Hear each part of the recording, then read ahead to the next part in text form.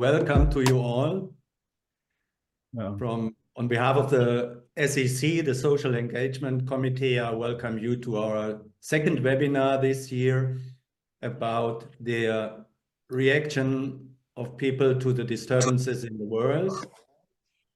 We have 90 minutes to look into this issue. Our schedule is that first I would like to introduce you to the SEC members, and then we have a special guest today, a VIP in our middle, and afterwards I will say some words about dialogue, and then we have the great pleasure to present Keith Tudor as an input giver today for our webinar. After Keith's input, we will have the opportunity to go into breakout rooms, small group rooms, and to share our experiences, to share ideas we have to the topic. After that, we will come back in the plenary and can bring in some of the results or ideas that came up in the groups. And then we will have a closing statement by Keith, and then we are finished. So now first I'd like to introduce the members of the SEC and then our special guests. So I have a stone as a symbol. I give it to my colleague Michele from the SEC. The stone now, it's a mug. Thank you. Thank you. Welcome. It's a pleasure to be here. We are providing this series of 3 webinars, and this one is the second. Welcome. I'm happy to be with you during 9 minutes. And now I'm passing to my colleague, Luca.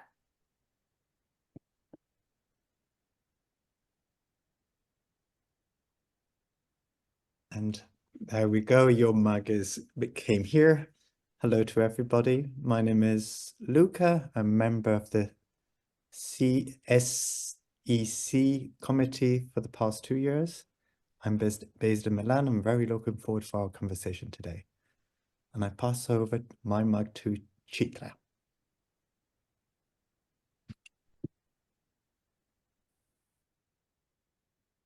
Thank you, Luca. And I'm Chitra Ravi, and I have another steel mug from India, Bangalore. And happy to be here with the SEC committee. And this is perhaps my last webinar with this committee. It's been a wonderful experience. And now with pleasure, I hand over to Shashi Chandran, again from India. Shashi, over to you.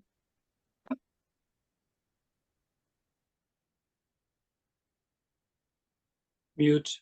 To unmute. Shashi, you're on mute. Sorry about that. I have a huge water bottle here. It's very, very hot in India, especially where I come from, Coimbatore, south of India. And I pass on to, I think we are all here, right, Gunther? Back to me. We have still back to you, one. Gunther. Thank you. We have still one more member. It's Piotr Jusic from Guatemala, but for him it's in the middle of the night. Therefore, we let him sleep in the moment. So I didn't say about myself, I'm Günther Mohr from Frankfurt, Germany. Some of you may know me. So now I will give the word to Thorsten Geck, who is our special guest today, or VIP. Thank you very much, Gunther. Well, I have a stone as well, and probably you can see it now. Yeah, you can see it. So you can hold the stone. As long as you can hold the stone, you're allowed to speak, but I will make it really, really short. My name is Thorsten Geck. I'm the president of ITAA and currently also the president of ITAA Foundation. And I hope we can give you more exciting news in the next or the script afterwards or in between about how the new founded professional association will evolve over the next months. But this is not about me, this is not about the ITAA, it's about what SEC provided for our members, for you, to be in touch with each other, be in contact, exchange, have professional exchange, have friendly exchange. Lovely to see everyone. And it was lovely to see, for me, when you were coming in, I'm sitting on my iPad and the screens are constantly flickering and bringing up other people. And I say, oh, I know that person. Oh, we met 2 years ago. And I hope we can meet even more at the Montpellier conference in France, 25. But again, this is not about me. This is about what SEC has to offer from our presenter. And the presenter wouldn't be here if SEC would not do all that work. And we all would not be here if not our technical support would do all the work and hold the technical space for this. So give them our own applause. And I hand over to Günther. So this is for PJ, our technical support. I have a question for PJ, because we in the SEC, our task is to talk about social and political issues and topics that are around our normal work of therapy, coaching, consulting, counseling, etc. And therefore we need for our working together and our conversation some ideas, and I will bring them in a short way about dialogue. So PJ, can you give me the slide for a moment?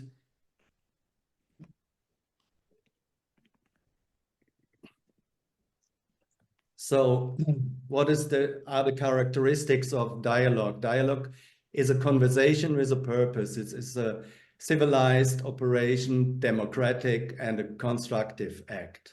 So there are some aspects. The first is respect. Our I am okay, you are okay philosophy in TA is very important for our dialogue and for our talking together.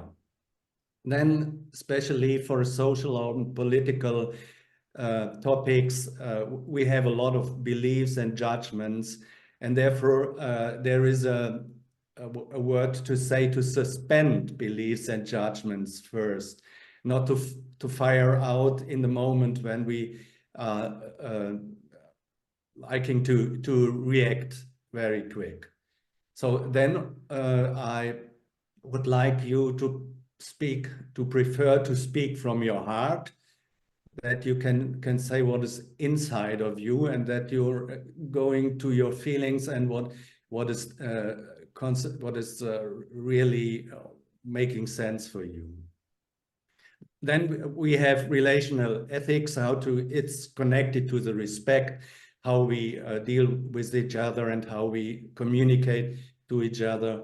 And the last point is in the dialogue cycle is to listen, that we listen to others. We have the chance to listen to a presenter, then we have also the chance to listen to our colleagues in the breakout rooms, and therefore I would like to give you this small input in the beginning. After that, thank you, PJ. I would like to present our today's presenter. It's Tudor from New Zealand. It's in the evening for him. For me, it's in the morning, and therefore I really realized that the world is round. That we have always this kind of difficult construction with the times that so our colleague Piotr has to sleep in the moment.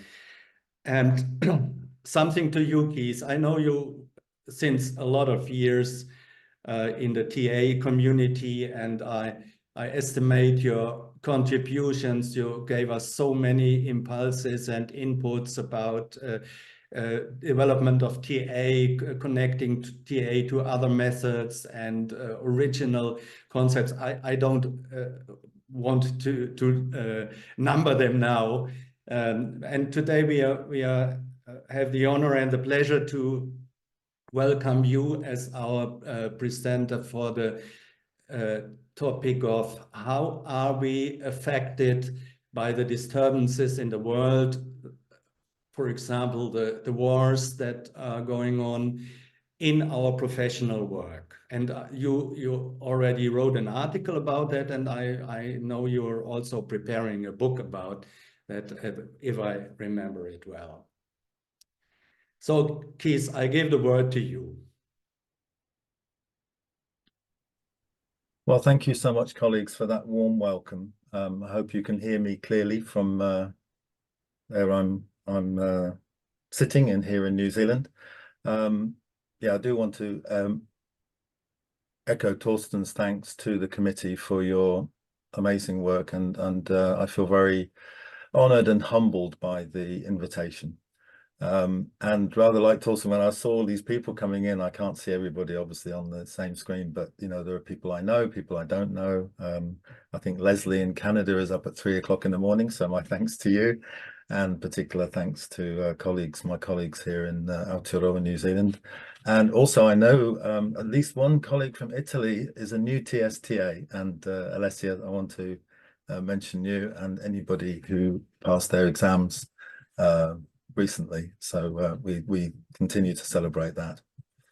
I'd like to offer a brief introduction in the adopted the first language of my adopted country, and I'll explain what I'm saying afterwards. So, e ngā matawaka, e ngā mana, e ngā reo, e ngā rangatira mā, tēnā koutou, tēnā koutou, tēnā koutou katoa. Ngā mihi ki a koutou, ngā mihi ki te kaupapa o te rā. Ngā mihi ki ngā mana whenua o te rohe. Ko Helvelin te monga, ko Don te awa, ko Wako Oranga te waka, e te whenua o te kawero amaki, taku kaianga naianei. So what I've said very briefly is I've situated myself, I've acknowledged, first of all, I've acknowledged you and your journeys to be here, your languages, our languages, your leadership and your inner authority. And I've also acknowledged the Māori iwi, or local tribe, on whose land my house sits. So I'm very delighted to be invited to say a few words to stimulate this second webinar. I know this is part of a series about how particularly current events and conflicts in the world affect our work as people, as persons, and I think Diane talked about that last time, and I've got the middle session, which is going to be looking at our role as professionals. And I should say there's a slight change in the wording, because the point about professional organizations is going to be the next webinar. So I'm going to really focus on us as practitioners and professionals. So I'm going to say a few words about the roots for me of this webinar, my interest in this area. And as Gunter, you very kindly acknowledged, it's been a long interest, almost as long as I've been involved in TA. And in fact, I chose TA. I was a political activist in the 80s.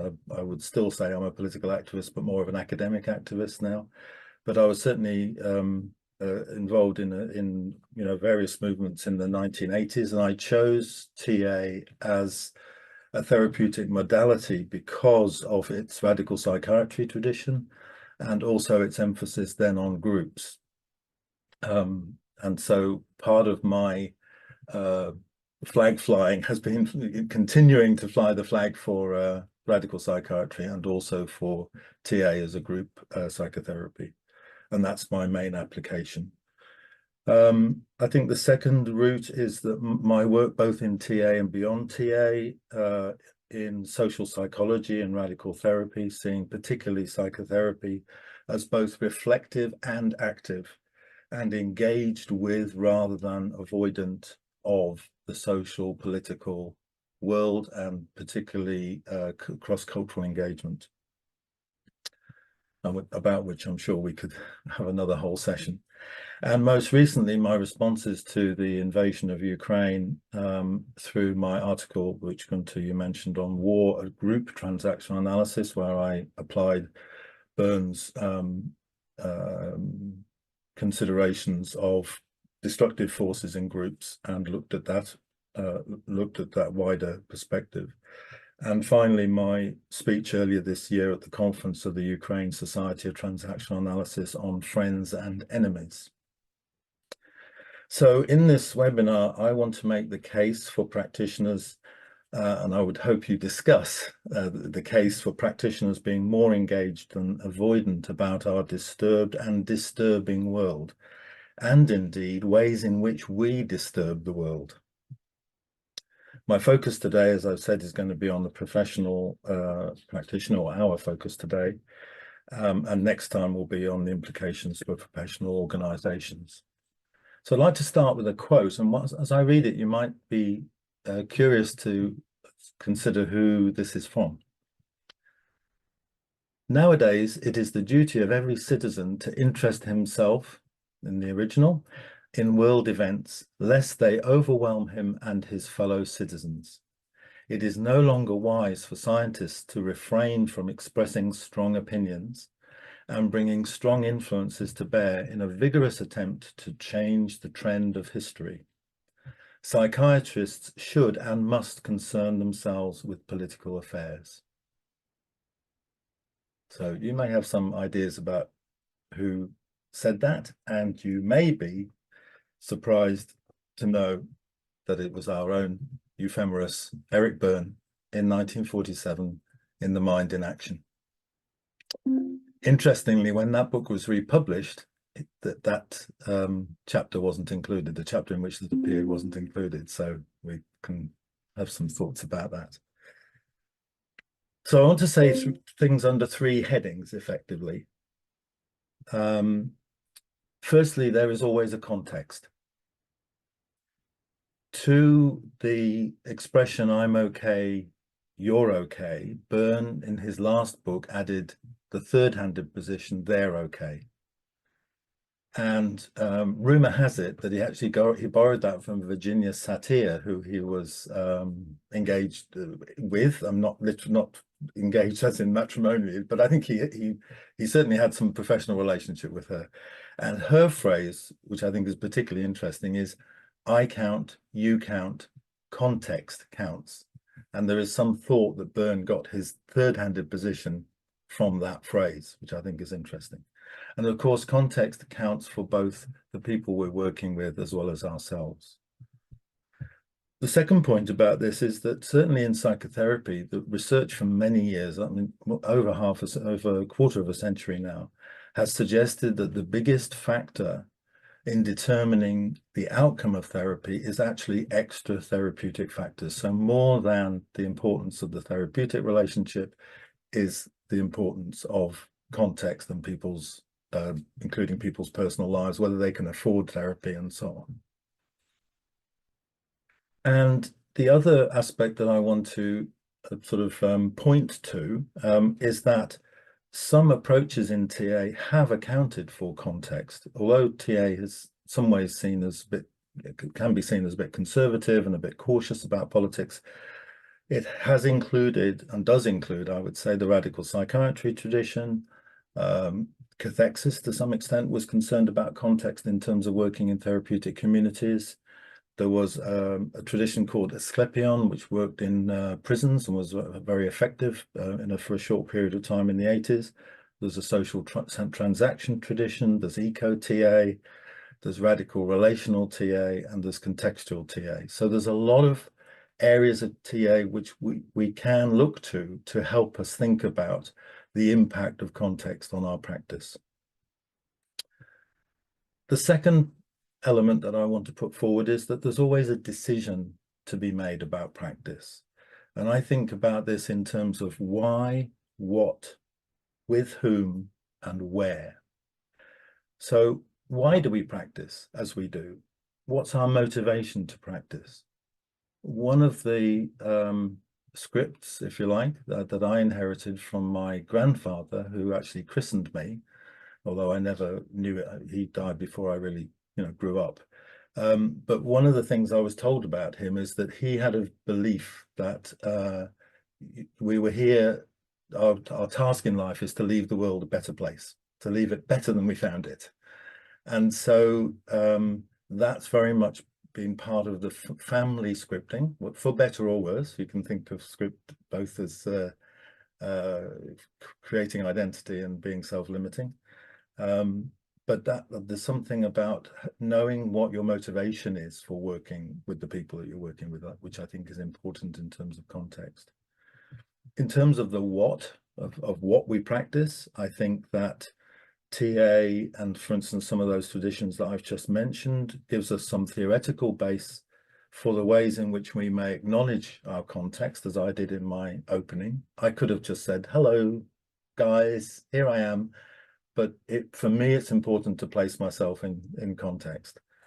And I did so particularly in relation to some landscapes and the landscape in which I live. And secondly, also to respond to context. TA has been doing this for years. There was a very strong women's caucus in the early days of TA, which created separate meetings, separate spaces at conferences for women. For many years, and certainly when I got involved in TA from the mid-80s, if you went to a conference, there were women's groups and men's groups, and then later there were maybe groups based on race or different identity politics. So I think that our response to the context and things like oppression can lead us to create spaces, whether that's gender spaces or gender-based spaces or safe spaces for people who are feeling oppressed in any way. And that's not, that to me, that doesn't take us into a sort of suddenly an I'm not okay position. It takes us into actually an I'm okay, you're okay position, but I'm not feeling so safe here. So maybe we need something else. That's obviously some of the things that we might discuss. There's another element for me in this decision about practice which is around with whom we practice. Who do we choose to practice? Which clients do we choose to see? Which clients do we not choose to see? Do we do pro bono or free work for people or for colleagues, for instance, who are in countries who are, in less economically strong countries, or people who are in crisis? And of course, where we practice is significant. I have some criticism of psychotherapy trainings, including ones that I am involved with, that are essentially training people to work in private practice and have very little appreciation of sort of public sector psychotherapy and, say, mental health crisis in New Zealand. And the third element is the issue of, just as we can decide about our practice, we can redecide, we can make different decisions. And for me, and especially in the field of psychotherapy, which has been influenced by more psychoanalytic thinking, which historically has privileged reflection over action, this is concerned with being more engaged than avoidant and more active than passive. A couple of years ago, I wrote a paper in which I suggested 4 active behaviors which parallel those of the 4 passive behaviors originally proposed by Schiff et al., all of which are based on accounting rather than discounting. And I suggest are manifestations of an active, integrating, socially conscious, socially embedded, integrating adult. So the first of these is, rather than doing nothing, doing something, in which psychic energy is used to integrate responses and thinking. The second is respond or responding, making an appropriate response to the here and now stimulus and taking appropriate action. If somebody's in trouble, somebody needs some help, I would say we can take some shared responsibility for co-resolving that. The third is actually using the same word that the Schiffs used about agitation, but in this case, agitation meaning using energy in purposeful, goal-oriented activity, usually with others. And I would say, again, because I'm a bit of a Burnian, as people know, based on Martian thinking and critical adult thinking. And the final one is protest, taking action, usually with others, based on accepting appropriate responsibility, and I would say an adamant engagement in thinking about and solving problems in the world. The other piece of theory that I've added more recently is earlier in a paper in the paper on friends and enemies that I gave to the Ukrainian Society. I suggested to parallel Clarkson's addition of the bystander role to the original negative role drama triangle. I proposed an addition to Choi's winner's triangle of the role of the allied, somebody who doesn't bystand but actually allies with the oppressed person, the person in difficulty or whatever, from an adult position. Finally, lest you think that this is only me and other radicals, other, left-wing activists advancing this kind of thinking, and I have been accused by some TA elders as being a, right-on British lefty activist as a sort of discount. I want to close this brief introduction and stimulus to the webinar with some of Burns' closing words, because he wrote them in the last year of his life. It is now 13 years, he said, since the reading of the first formal paper on transactional analysis at the annual meeting of the Los Angeles Group Psychotherapy Society. And the seminars, the San Francisco seminars are 11 years old, and the bulletin, the transactional analysis bulletin, is 8 years old. We are sufficiently well established to undertake 1 or even 2 crusades, or rather, the editor feels that he can take it upon himself to do so. So Byrne, this, people who think of Byrne as this most conservative, shy, withdrawing kind of guy, was saying he's ready to take on some crusades. And those, I personally wouldn't use the word crusade in current context, in terms of the history of that word. But what he went on to suggest that these crusades were against infant mortality, war, and oppressive governments, which he summarized as the 4 horsemen of the apocalypse: war, pestilence, famine, and death. So for me, it is against this background that TA and some transaction analysts can think about the impact. What is the impact of war, pestilence, famine, and death in our practice? And I will leave you with that thought. I think I'm going to pass the Modi, the spirit, the cup or the mug or the stone or whatever back to Gunther to tell us about the questions that we've come up with to facilitate some discussion. So thank you very much, Keith, for your input. As I realized, Michele put in the chat that up from tomorrow, people can see the webinar in the YouTube channel. So for everyone who wants to recapitulate your theory elements that you brought in. So the next step we have is to meet with each other, that you have the chance to meet some people from other parts of the world, from other cultures, and to discuss and to talk about, to share. And for this, we do it in breakout rooms, as you know from Zoom, and we have 2 questions for you to ventilate in the groups. So PJ has brought it in. Thank you, PJ. The questions for the time in the breakout rooms, you will have 20 minutes in the breakout rooms at total time. The questions are: how have you been affected by recent world events in your work as a TA practitioner? And the second question is: what theories or concepts do you and or your clients use to help you think about these events and their impact? So we will have that for a moment that you can look at it. So first is the being affected, and the second question is about concepts. So thank you very much for your work in the breakout rooms. I hope everyone who liked could come back to our plenary, and now we have some time to give some reports or small conclusions out of the groups, and I invite you to raise your hand and give a comment to your groups.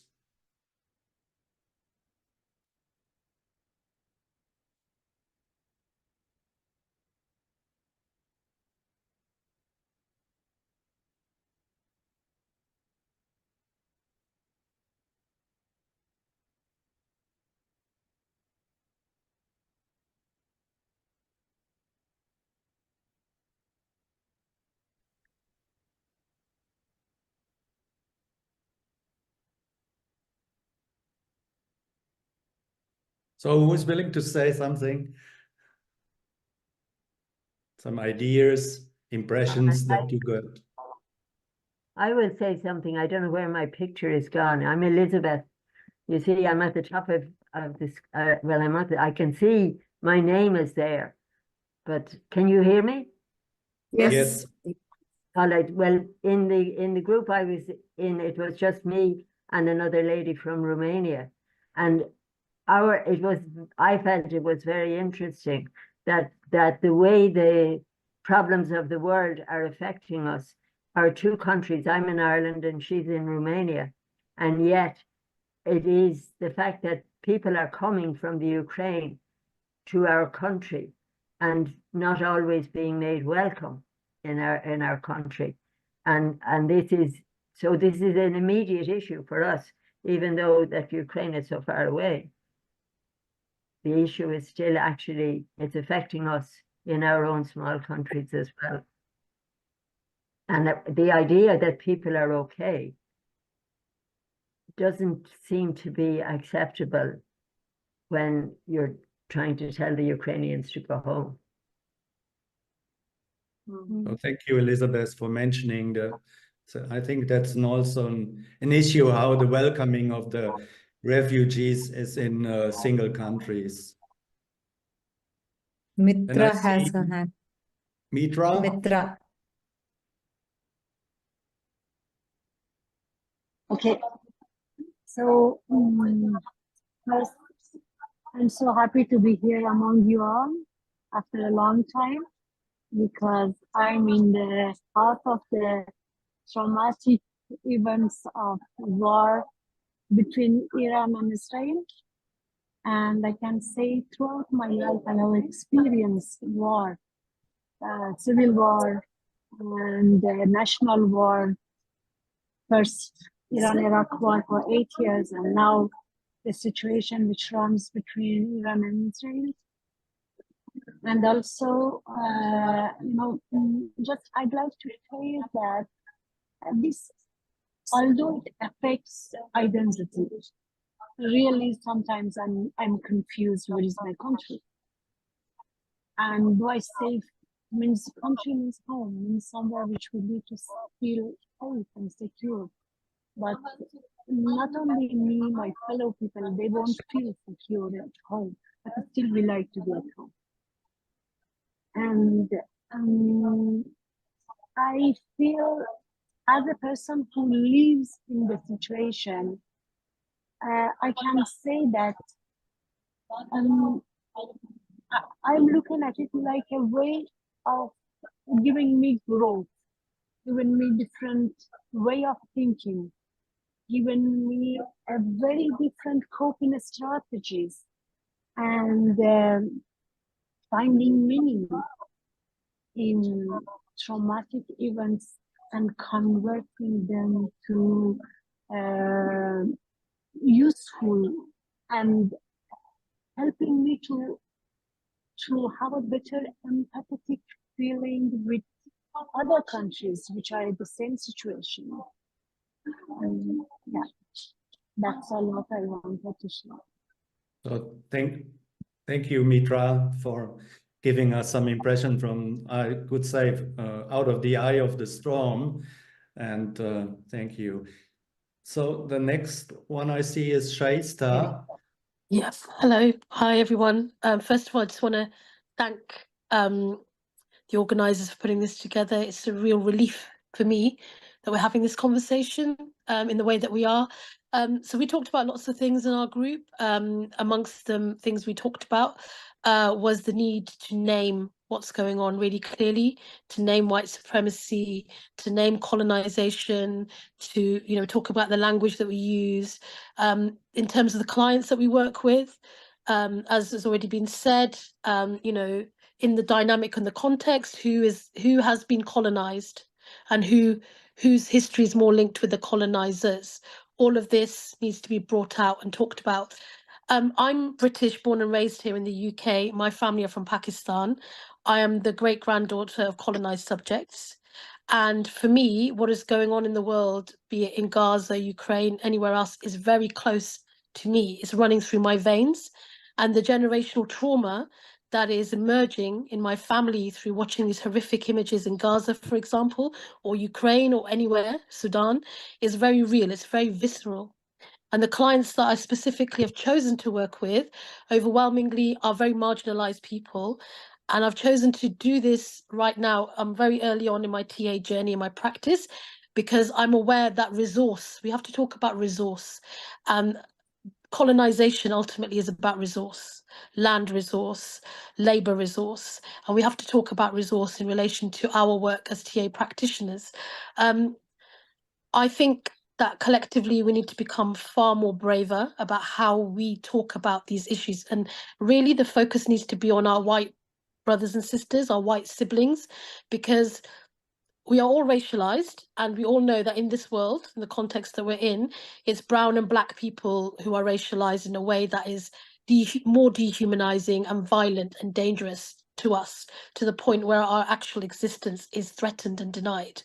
So, so far in my TA journey, I've really found a real fear, a real discomfort to talk about these issues. And I think one of them is, one of the reasons for this is because when you don't know what you know, that is quite frightening, particularly when you are the person or the group, the majority group who have the power.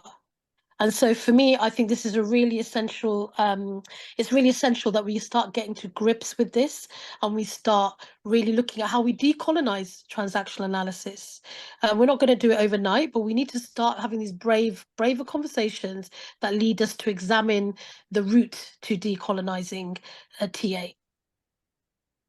So thank you, Shaista, for mentioning these aspects from your history, from your family, and also the aspects of to name what is and to have a certain language, and your invitation to decolonize TA. And I think that is an invitation for us all. And as Keith already mentioned, we will have a third part of this series of webinars in which we are talking about TA and its organizations too. So thank you. So I have Mo on the list.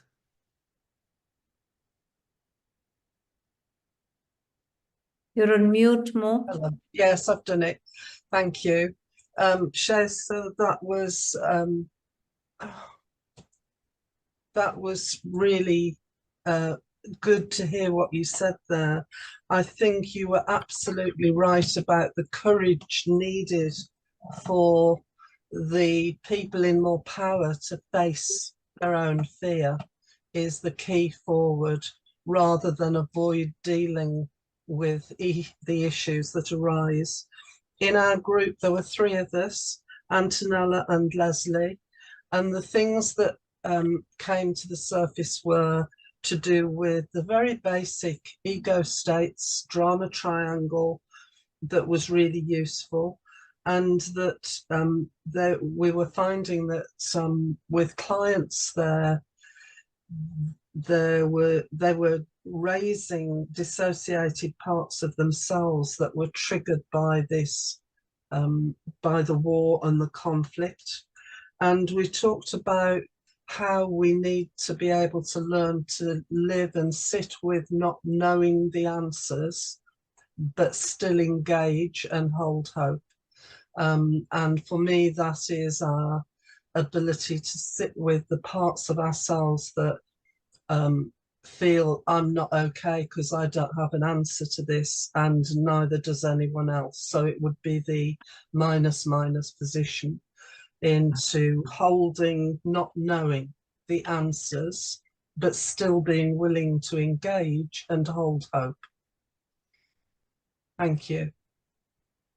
So thank you for your comments about and reminding us of the not knowing position also, Mo. So I have David on the list. Hello, thank you for the opportunity to have these conversations. In our small group, one thing that came up is the need to look at the particular cultural parents of the countries in which we come from, and how these forces of oppression personalize themselves in these particular cultural contexts, and how when we work with clients, there's a specific flavor of oppression that we need to engage in, which is a lot of it is in ourselves.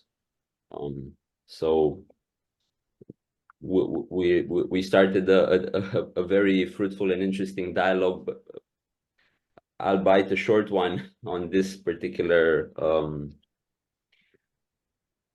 facet, I guess, of the issue. So yeah, I'm curious to explore maybe what are the commonalities and differences between cultures in this way, and how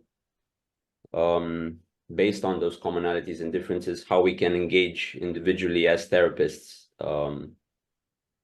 in working with clients and bridging the collective and individual context, basically. So thank you for your mentioning the cultural context.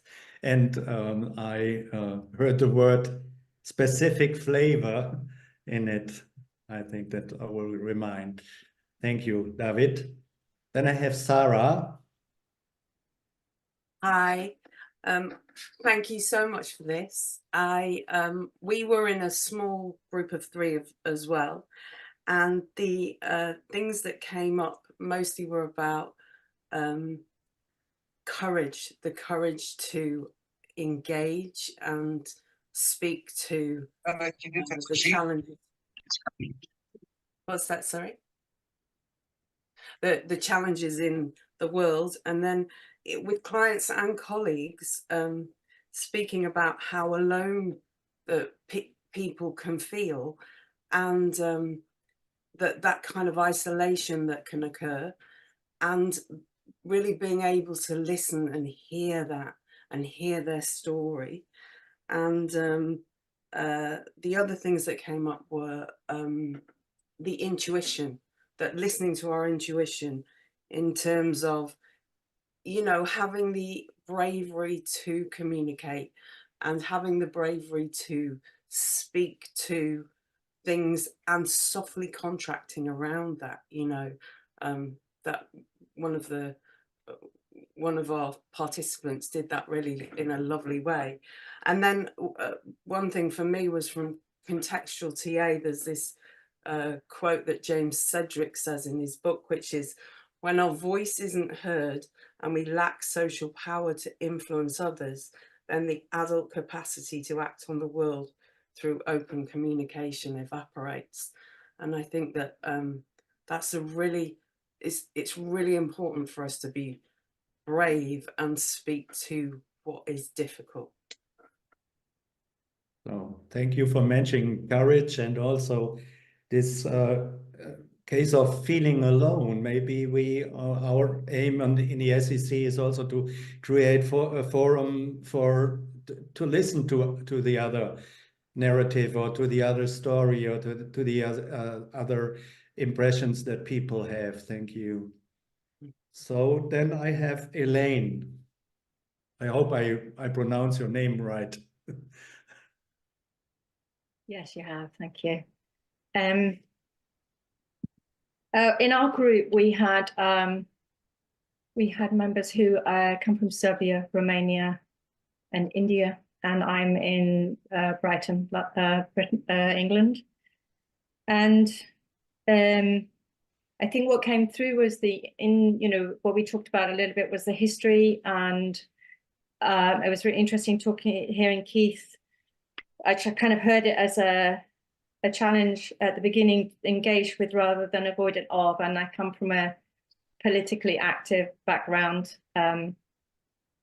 socialist, which I share within my family, but I did disengage from activism, and I have immersed myself in the world of psychotherapy in the last 3 years, and just about to finish my training.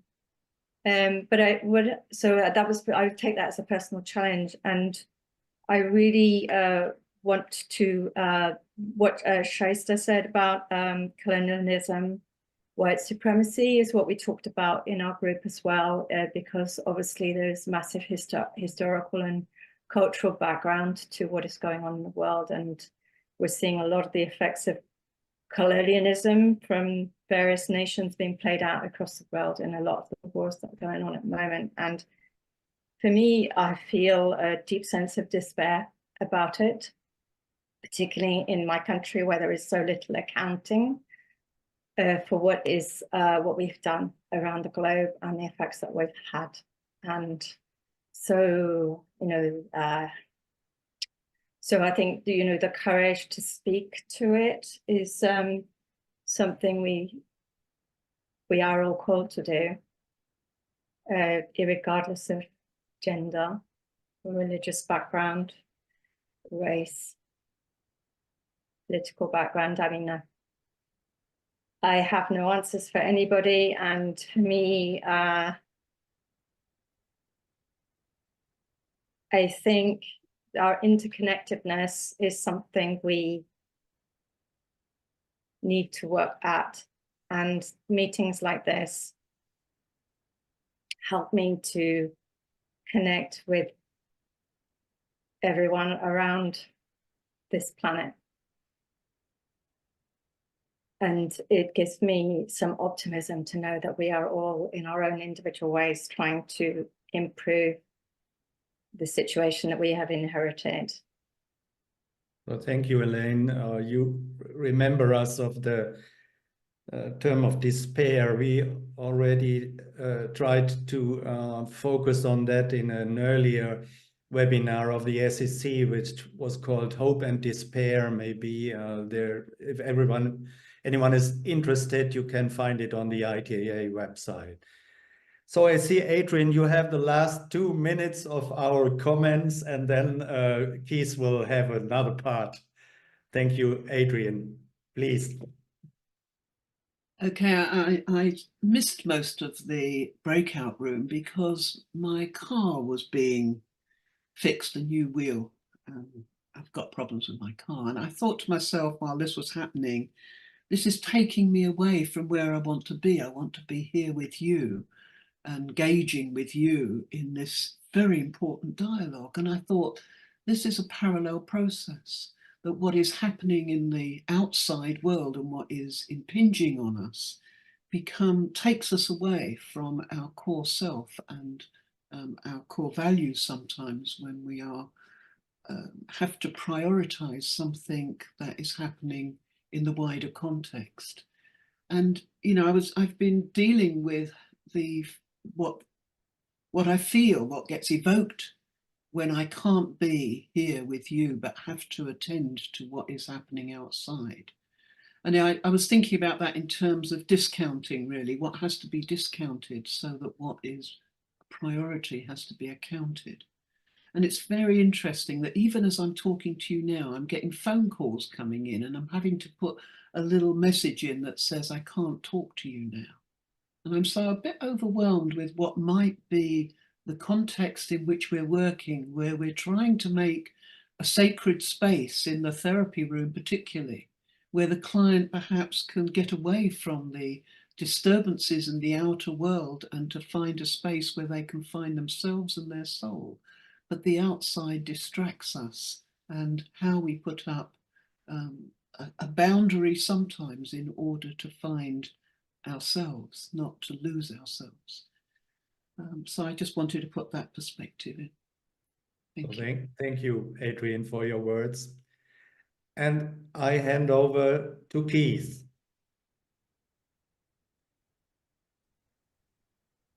Keith, Wow. are you still there? Yeah. Yeah. I'm just pausing because I'm just picking up on that last point, Adrian. It's so poignant.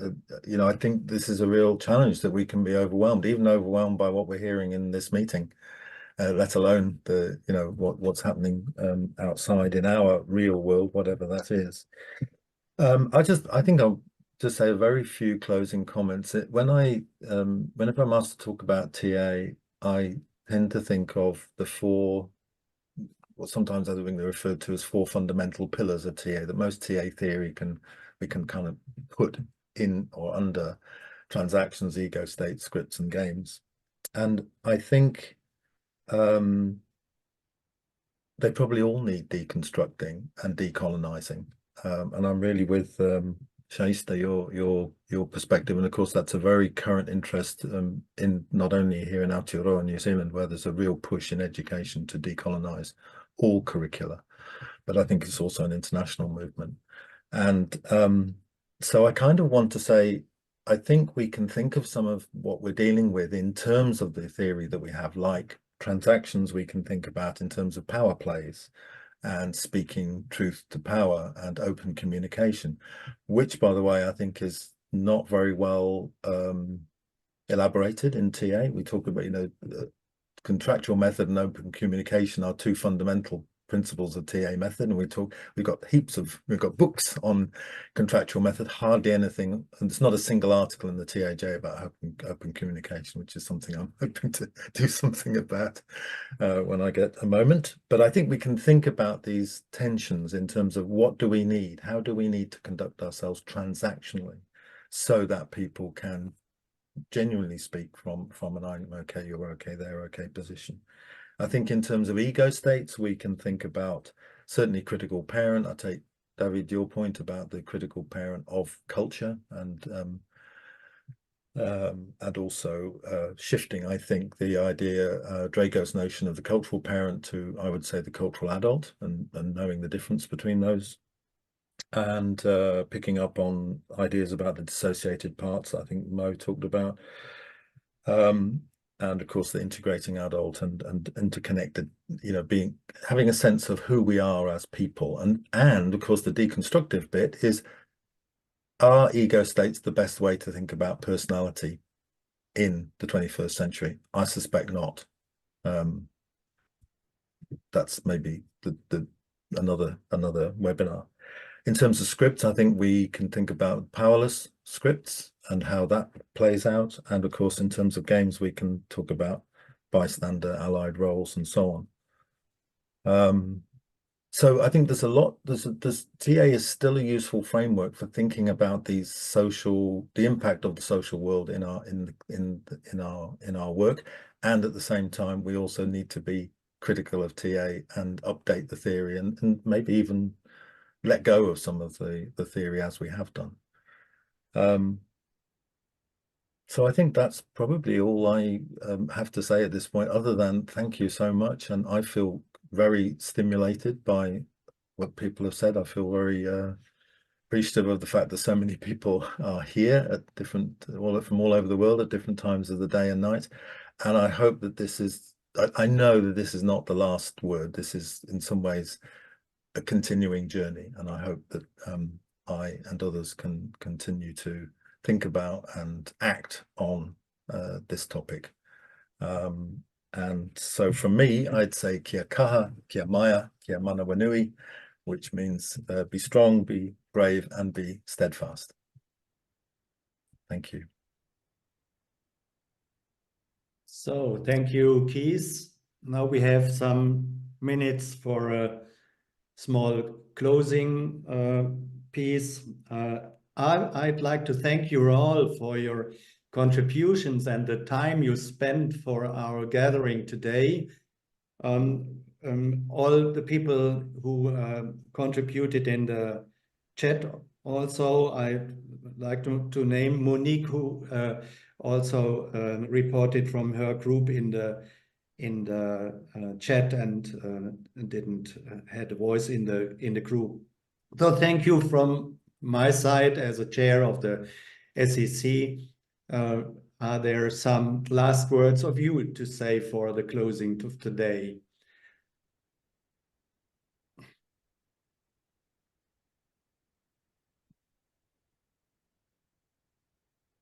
Gunther, I'd like to just say that it's been a pleasure for me to have worked with the Social Engagement Committee in all my previous engagements with it in this last year as the past president of the ITAA.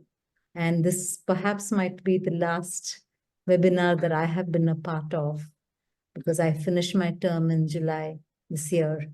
And you've been such a you've been a chair who's been so holding of the committee, as well as holding of the objectives and the larger picture at all times. So thank you so much to you and the members of the committee. And I thought this series of webinars have been such a pleasure for all of us to discuss and be a part of and putting together. So thank you very much. And I really think that, it's been such a stimulating webinar today.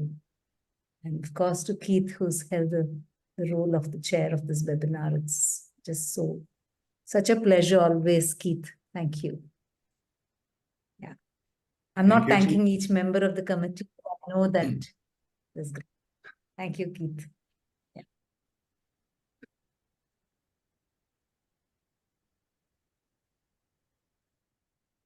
So a lot of people are writing in the chat. Maybe you have a look in that. Gunther, I'd like to say something. Yes. Chitra, thank you. It was in your period that we started SEC, and you've been supportive of us right through. And your presence has been warm and contributing. Thank you so much for being part of us, and we'll definitely miss you when you're not there. Thank you, Shashi. It was actually Diane's term that it started. Okay. And then I carried the baton on. And I think it's been such a journey with the particular committee and the webinars and everything. Thank you. Thank you, Shashi. Keith, I agree with what Chitra and the rest of us said, though I may not agree with your letting go of ego states. That's something where I'm very much with ego states, and for me that's a very integral part of transactional analysis. So that's something I want to put out here, but I respect you for what you say, and thank you. Well, thank you, Shashi. Is there anything more to say?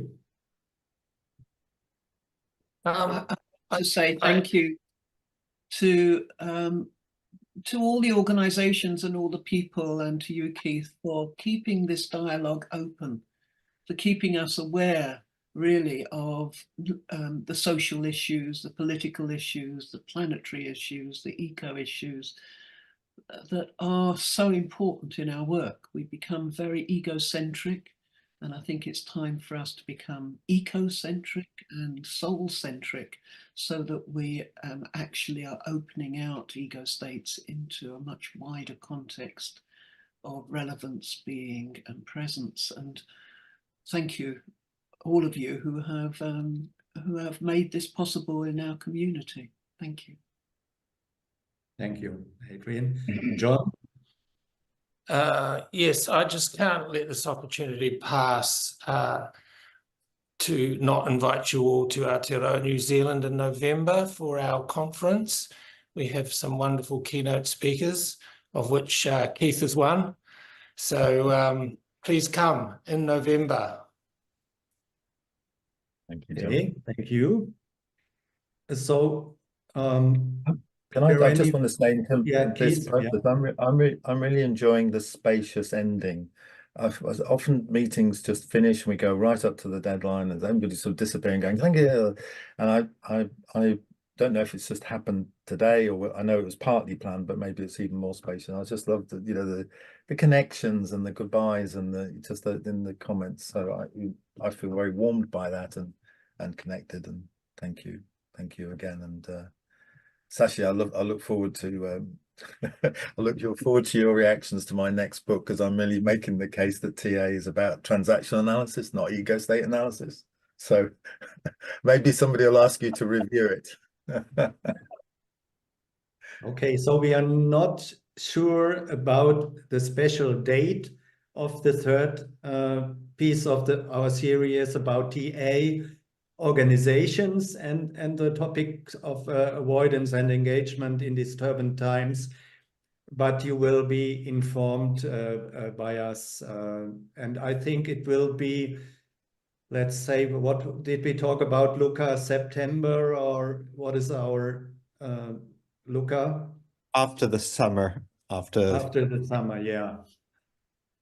Okay. Oh, sorry. After, yeah. Good. Thank you to the committee too. When I see you, Luca, also to Sashi and all the others. Michele for the technical and PJ for the technical aspect. And so we, Keith, we are 1 minute before the time. And I think I'd like to close now. Yeah. So thank you very much at all and have a good time for you.